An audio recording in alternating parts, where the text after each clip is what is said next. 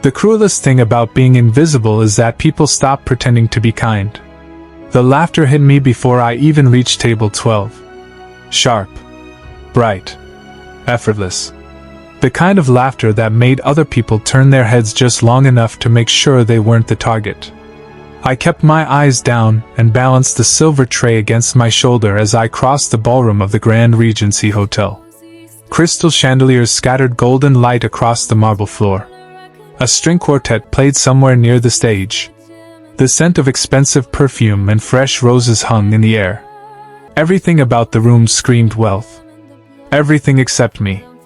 My name is Emily Carter, and at 26 years old, I spent most nights serving drinks to people who wouldn't remember my face 10 seconds after I walked away. The black uniform hugged curves I spent most of my life wishing I could erase. I knew exactly what people saw when they looked at me. Not the girl working double shifts to help her mother pay medical bills. Not the girl taking online classes after midnight. Just the extra weight. Just the body. Just another reason to judge. "Oh my God, there she is again!" A woman's voice floated across the room. I recognized it instantly. Brittany Sinclair.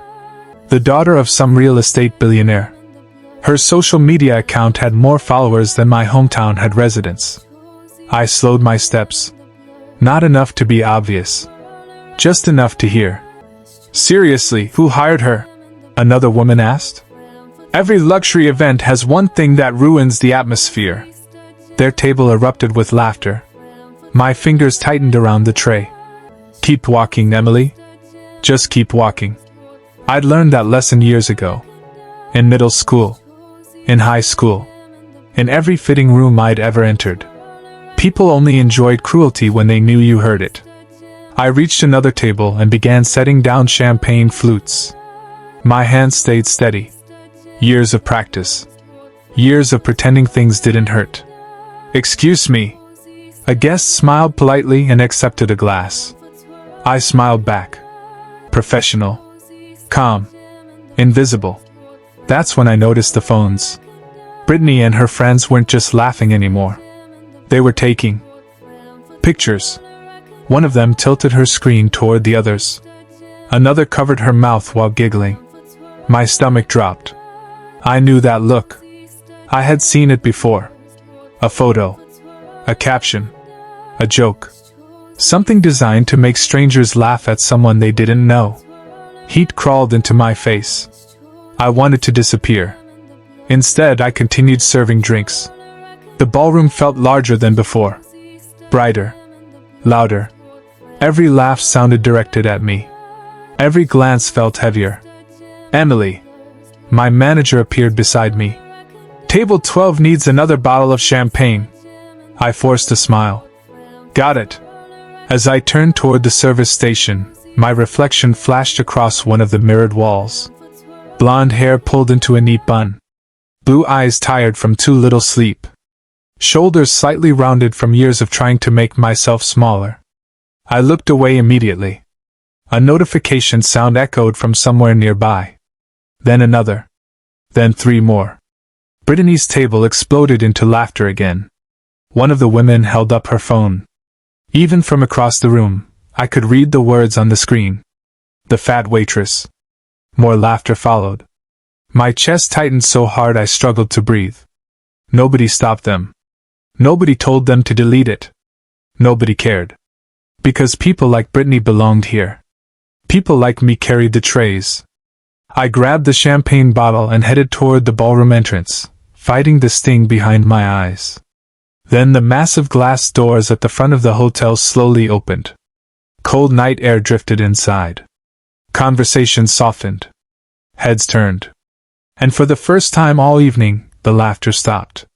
The silence that followed felt louder than the laughter. I stopped walking without meaning to. Nearly everyone in the ballroom turned toward the entrance. Waiters froze beside serving carts. Conversations dissolved into whispers. Even Brittany and her friends lowered their phones. Through the open glass doors stepped a man I had never seen before. He moved without hurry, yet somehow every eye followed him. Tall. Broad-shouldered. Dark suit tailored so perfectly it looked like it belonged in a magazine advertisement. His black hair was brushed neatly back. His expression revealed almost nothing. But there was something else. Something impossible to explain. The room reacted to him before he said a single word. People straightened their posture. Men who had been boasting moments earlier suddenly looked careful about what they said. Women who had spent the evening competing for attention now seemed eager to earn a glance from him. I tightened my grip on the champagne bottle. "Who is that?" I heard someone whisper. "Vincent Moretti." The answer came from another guest. "You have got to be kidding." My heart skipped for reasons I could not understand. The name meant nothing to me. Yet the reaction around me made it feel important. Very important. Vincent continued through the ballroom with calm confidence. Several business executives approached him immediately. He greeted them politely but never stopped moving. It was as if he had somewhere specific to be. Somewhere specific to look. I turned away before he could notice me staring. The last thing I needed tonight was another reason to feel out of place. "Emily." My manager's voice snapped me back. "Champagne. Table 12. Now." I nodded and forced my feet to move. Work first. Feelings later. That had always been my rule. As I approached Brittany's table, I could feel their attention returning. The temporary distraction was over. The jokes were not. "Look who is back," one of them said. "Careful. We do not want her dropping anything." More laughter followed. My face burned. I poured the champagne carefully. One glass. Then another. Then another. "You know," Brittany said loudly enough for nearby tables to hear. "Confidence is really inspiring." Her smile widened. "I could never walk around looking like that." A few people laughed. Others looked uncomfortable and quickly looked away. I focused on the bottle in my hands. Just finish the table. Just leave. My pulse hammered in my ears. Then something strange happened. The laughter faded again. Not because Brittany stopped talking. Because people behind her had suddenly become distracted. Their eyes shifted toward another part of the room. Curious despite myself, I looked up. Vincent Moretti had stopped walking. Across the crowded ballroom, surrounded by city leaders, investors, and socialites, he was staring in my direction. Not at Brittany. Not at the guests. At me. For one brief second our eyes met. Dark green. Steady. Unreadable. A strange chill ran through me. Then someone called his name, breaking the moment. He turned away and continued forward. I released a breath I had not realized I was holding. Yet even as I walked back toward the service station, one thought refused to leave my mind. Out of hundreds of people in that ballroom, why had it felt like he was looking only at me? Some people walk into a room and attract attention. Vincent Moretti walked into a room and changed the temperature. I told myself I was imagining things. Rich people stared at other rich people all the time.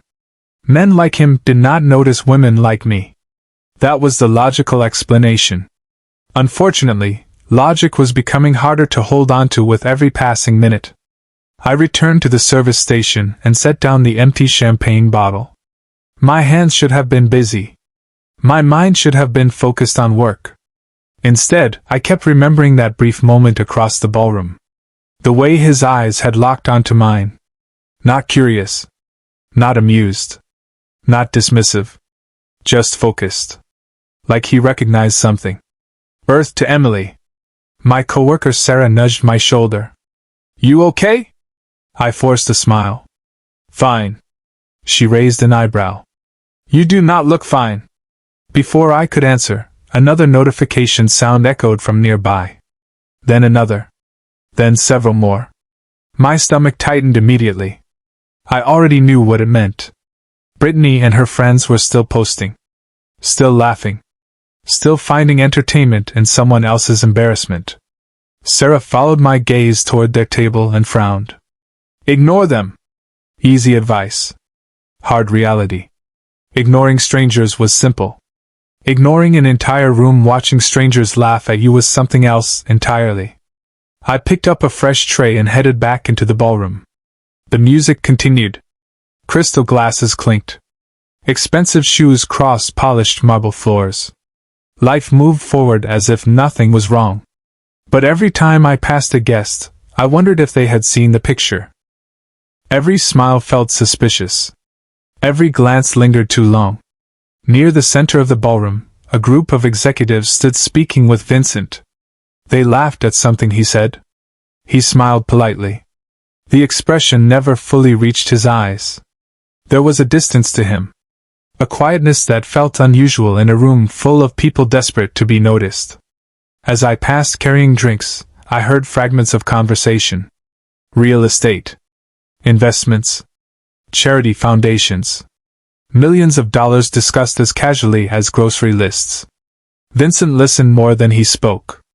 Yet somehow he remained the center of attention. I kept walking. The last thing I needed was another reason to stand out. Then a voice stopped me. Mississippi. I turned immediately. One of the older guests sat alone near the dance floor. His silver hair reflected the chandelier light. Could I have some water? Of course. I smiled and quickly brought him a glass. Thank you, young lady, he said warmly. You have been the hardest working person in this room all evening. The simple kindness nearly caught me off guard. Thank you, sir. He nodded toward the crowd. Do not let shallow people convince you that their opinions matter.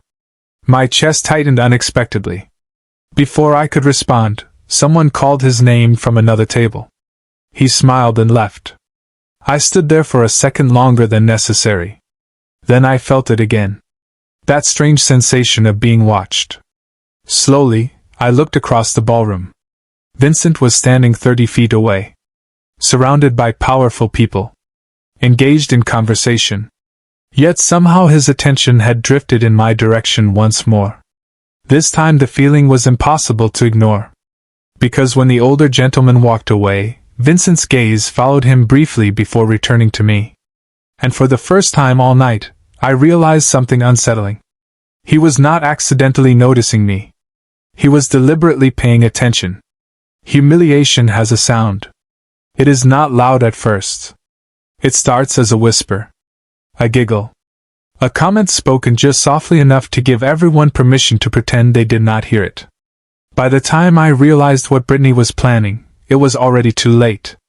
I was carrying a tray of sparkling water through the ballroom when she suddenly stood from her chair. Every expensive bracelet on her wrist caught the chandelier light.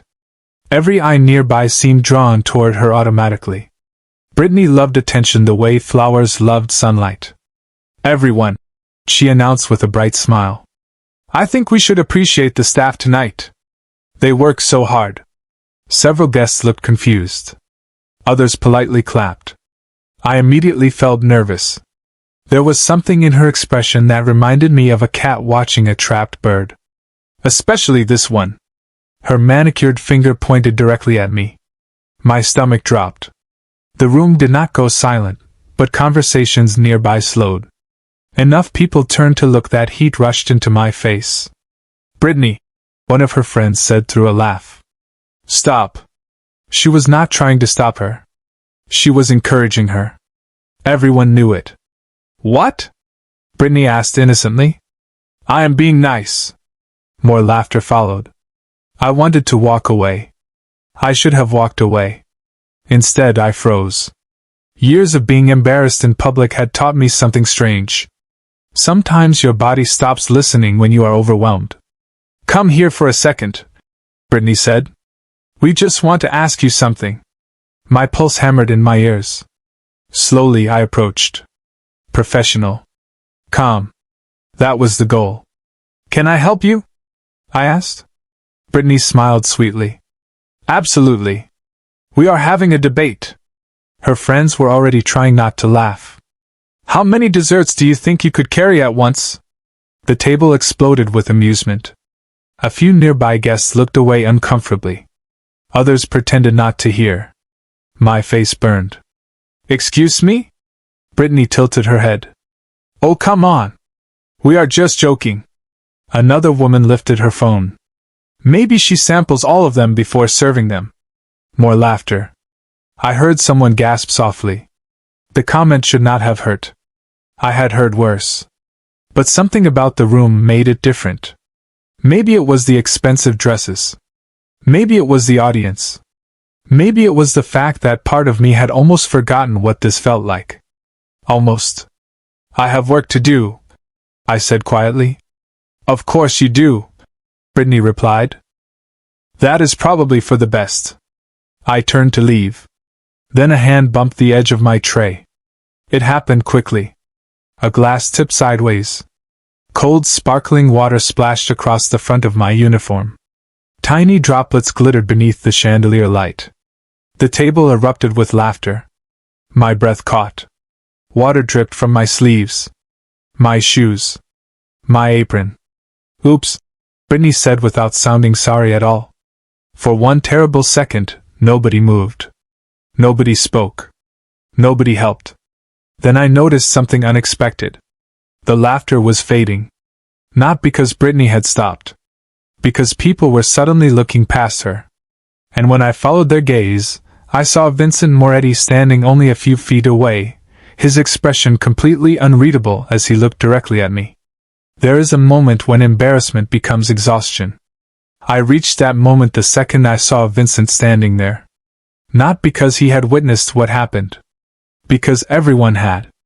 The water soaking through my uniform suddenly felt heavier than it should have. Every damp sleeve. Every cold drop sliding down my wrist. Every pair of eyes watching to see what I would do next. Brittany's smile faltered slightly. For the first time all evening, she looked uncertain. Vincent did not speak. He did not move. Yet the atmosphere around him seemed to pull the noise out of the room. Conversations died away. Laughter disappeared. Even the musicians seemed quieter somehow. I lowered my gaze immediately. Whatever was happening had nothing to do with me. It could not. Men like Vincent Moretti belonged in magazines and headlines. Women like me carried trays and cleaned up accidents. I turned toward the service corridor before anyone could say another word. My manager called after me, but I barely heard him. The ballroom lights blurred together as I pushed through the swinging door leading to the employee hallway. The moment it closed behind me, I exhaled shakily. The silence felt different back there. Fluorescent lights hummed overhead. The scent of polished marble and expensive perfume disappeared, replaced by coffee, cleaning supplies, and stainless steel counters. Real life. My life. I set the tray down beside the service station and stared at my reflection in a metal cabinet door. Water stained the front of my uniform. My cheeks were red. My eyes looked tired. Older than 26. For a few seconds I simply stood there. Then I laughed. A small, bitter sound. Because somehow it still hurt. It should not have. I was not 14 anymore. I was not hiding in a school bathroom while girls whispered about my weight. I was not pretending not to hear cruel jokes in the cafeteria. I was not skipping birthday parties because I already knew nobody wanted me there.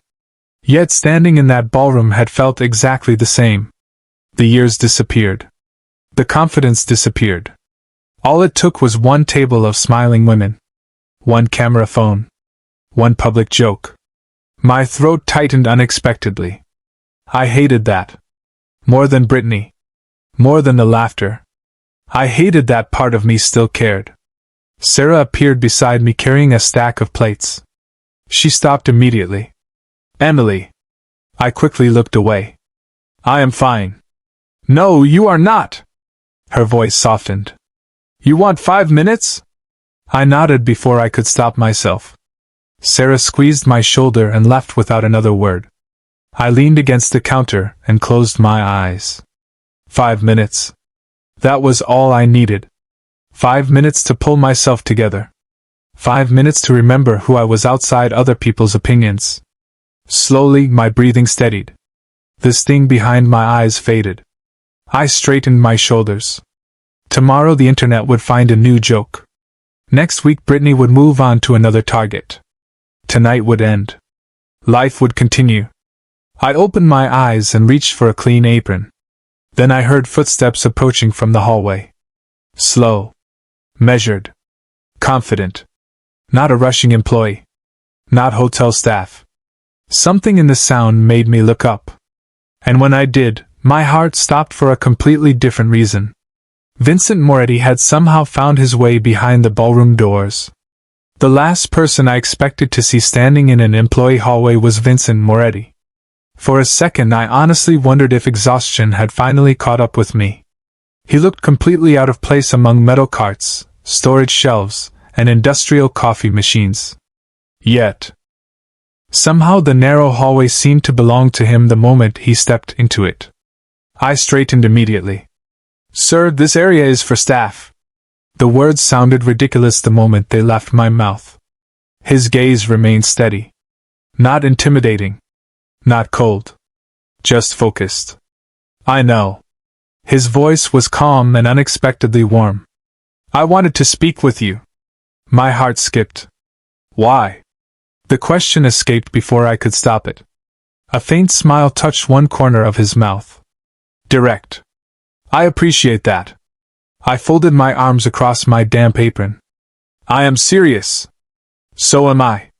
For a moment neither of us spoke. The fluorescent lights hummed softly overhead. Somewhere beyond the hallway doors I could still hear distant music from the gala. It felt like a completely different world. Vincent glanced at the water stains on my uniform. His expression darkened slightly. "You should not have been treated that way." I looked away immediately. "It is not a big deal." "It is." The certainty in his voice surprised me. Most people either ignored humiliation or explained why I should not feel hurt by it. He did neither. "People can be cruel," I said quietly. "That does not mean I need anyone rescuing me." Something unreadable crossed his face. Almost pride. "That sounds exactly like something you would say."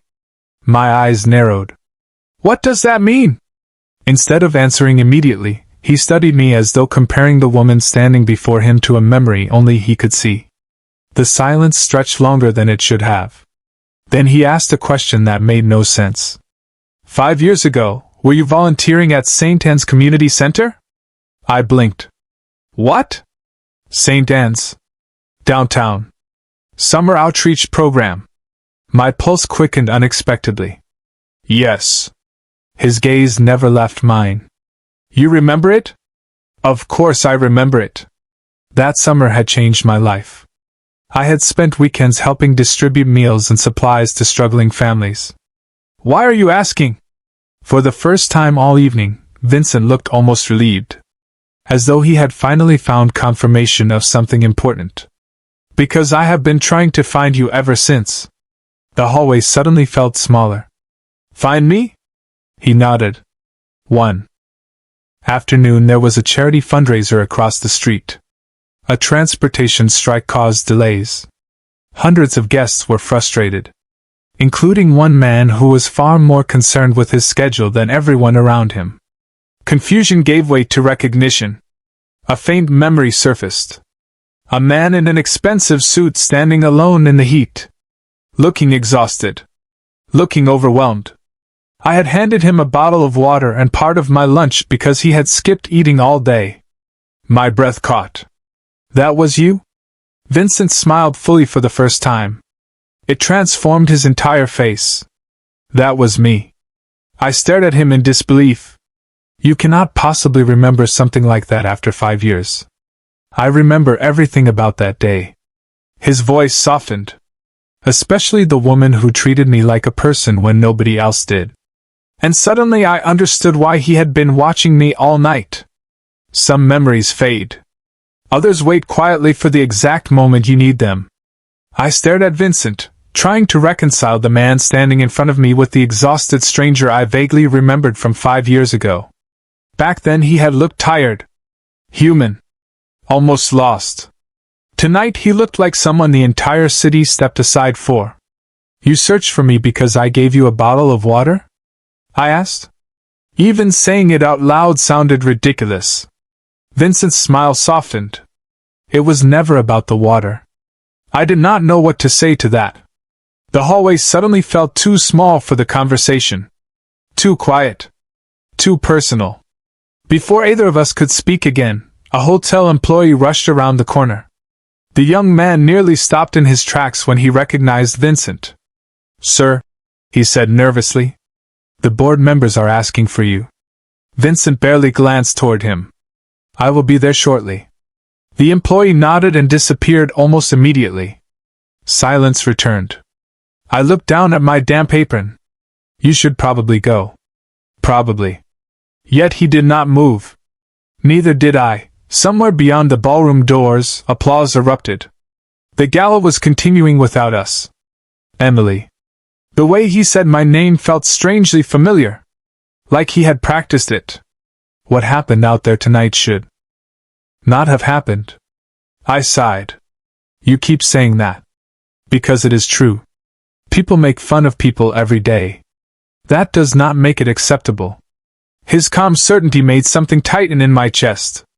Most people offered sympathy. Vincent offered conviction. There was a difference. Before I could answer, my manager suddenly appeared at the end of the hallway. Relief flooded his face when he spotted me. Then confusion followed when he noticed Vincent standing beside me. "Emily," he said quickly. "There you are. We need you back in the ballroom." His eyes shifted nervously between us. Vincent nodded politely. "I was just leaving." My manager looked as though he was trying very hard not to ask questions. "Of course, sir." Vincent took one step away. Then stopped. His attention returned to me. "Will you do something for me?" I blinked. "Maybe." A faint smile appeared. "Come back into the ballroom. That is not exactly optional. I work here." "Good." The smile widened slightly. "Then I will see you out there." Before I could ask what that meant, he walked away. Confident. Unhurried. Completely certain I would follow. I watched him disappear around the corner. My manager stared after him for several seconds. Then he slowly turned toward me. "Do you know Vincent Moretti?" "Not really." The answer sounded weak even to me. That looked like more than not really. I opened my mouth. Closed it again. Because honestly, I had no idea how to explain what had just happened. 5 years. One forgotten act of kindness. A man who apparently remembered every detail. None of it made sense. 10 minutes later I stood once again beneath the ballroom chandeliers. The music had resumed. Guests mingled near the stage. Brittany and her friends occupied the same table, laughing as though nothing had happened. Yet something felt different now. People kept glancing toward the entrance. Whispering. Waiting. Then I noticed Vincent standing near the center of the room surrounded by investors, politicians, and business leaders. One of them was speaking directly to him. Vincent appeared to be listening. But when his eyes lifted across the crowded ballroom, they found me instantly. And this time he did not look away. Power does not always announce itself. Sometimes it simply stands up, and everyone else becomes quiet. I was carrying a tray of coffee cups when movement near the center of the ballroom caught my attention. Vincent had stepped onto the small platform beside the stage where the evening's major donors were gathered. The microphone was offered to him almost immediately. Nobody asked whether he wanted it. They simply assumed he should have it. Judging by the room's reaction, they were right. Conversations faded. Guests turned toward the stage. Even the servers paused along the edges of the ballroom. Vincent accepted the microphone with the same calm confidence he seemed to bring to everything. "Thank you all for being here tonight," he began. His voice carried easily across the room. Deep. Controlled. Effortless. The audience listened carefully. Some smiled. Others looked eager for his approval. I tried to focus on work. Unfortunately, my attention kept drifting back toward him. "Charity events are supposed to celebrate generosity," Vincent continued. "They remind us that success means very little if we forget how to treat people." A ripple of agreement moved through the crowd. Brittany and her friends smiled along with everyone else. They probably assumed the speech had nothing to do with them. I almost did too. Then Vincent's gaze swept across the ballroom. Slowly. Deliberately. Until it landed on my table. My pulse immediately accelerated. The measure of character is not how we treat powerful people, he said. It is how we treat people who have nothing to offer us in return. The room became noticeably quieter. I saw several guests exchange uncertain looks. Vincent lowered the microphone slightly. Earlier tonight, I witnessed someone being humiliated in public. My breath caught. Across the ballroom, Brittany's smile vanished. Most people looked away. Vincent continued. A few laughed. Very few seemed bothered by it. Silence settled over the room. Heavy. Uncomfortable. Nobody moved. Nobody spoke. Vincent did not raise his voice. He did not sound angry. Somehow that made every word more powerful. 5 years ago, when I was having one of the worst days of my life, a young woman showed me kindness without expecting recognition, reward, or attention. My grip tightened around the tray. No. Surely he was not doing this. She did not know who I was. She did not care. She simply saw another person who needed help. The ballroom remained frozen. Hundreds of eyes followed his every word. Tonight, Vincent said, I had the opportunity to see that same woman again. My heart hammered so loudly I could barely hear anything else. Then he stepped down from the stage. Slowly. Purposefully. The crowd parted in front of him. People moved aside without being asked. I watched in disbelief as he crossed the ballroom directly toward me. Every step seemed unreal. Every second stretched longer than the last. By the time he stopped beside me, the entire room was staring. I could barely breathe. Vincent looked at me the same way he had throughout the evening. Not with pity. Not with curiosity. With certainty. Then he turned toward the crowd and spoke clearly enough for every person in the ballroom to hear. If anyone here is wondering why I care, he said calmly, it is because this woman is someone I intend to keep in my life. A shocked murmur spread through the room. Vincent's eyes never left mine. And for the first time all night, I realized this was only the beginning. The strangest part was not the silence. It was the way everyone suddenly looked at me as though I had become a different person. 1 minute I was the waitress carrying coffee trays. The next, I was standing beside the most influential man in the room while hundreds of people tried to understand what they had missed. My hands felt unsteady. My heart felt even worse. Vincent remained completely calm. As if public attention meant nothing to him. As if changing the atmosphere of an entire ballroom was an ordinary part of his evening. The crowd slowly began speaking again. Quiet whispers. Curious glances. Confused expressions. Brittany and her friends sat frozen at their table. Their confidence had disappeared. For the first time all night, they looked unsure of themselves. Vincent turned toward me. You look like you want to run. I laughed nervously. That obvious? Only to me. His answer somehow made me smile. The tension inside my chest eased slightly. You really did not have to do all of this. His expression softened. Yes, I did. Why? The question had been chasing me all evening. Vincent glanced around the ballroom before looking back at me. Because people spend too much time rewarding appearances and not enough time rewarding character. I looked away, embarrassed by the sincerity in his voice. You barely know me. I know enough. The words settled somewhere deep inside me. More deeply than I wanted to admit. For years I had measured myself through other people's opinions. Through mirrors. Through photographs. Through comments that lingered longer than they should have. Yet standing beside Vincent, none of those things seemed important anymore. He remembered a version of me that existed before insecurity took over. A version that simply wanted to help someone. A version I had almost forgotten myself. Nearby, several board members approached. They greeted Vincent respectfully and attempted to pull him back into conversations about donations and future projects. He listened politely. Then, to my surprise, he declined every invitation. Another time, he said. I have more important company tonight. My face immediately warmed. The men smiled knowingly before excusing themselves. Vincent seemed completely unaffected. You enjoy making situations awkward, do you not? I asked. A rare laugh escaped him. Only when the reaction is entertaining. For the first time all evening, I saw something beyond the confidence and power everyone else noticed. Humor. Warmth. Humanity. The real person behind the reputation. Hours later, the gala finally began winding down. Guests departed beneath sparkling chandeliers.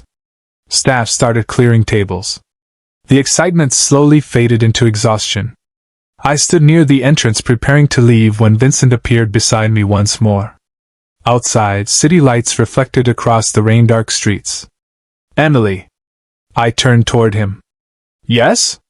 For a moment he seemed unusually serious. 5 years ago, you changed a day I was never supposed to forget. His gaze held mine steadily. Tonight reminded me why. The noise of the city seemed distant. Smaller somehow. I am glad I gave you that bottle of water, I said softly. Vincent smiled. So am I. Then he opened the door and gestured toward the lights beyond the glass. Not like a powerful man making a grand gesture. Just a man offering another person a place beside him. And for the first time in years, I stepped forward without wondering whether I was good enough to belong.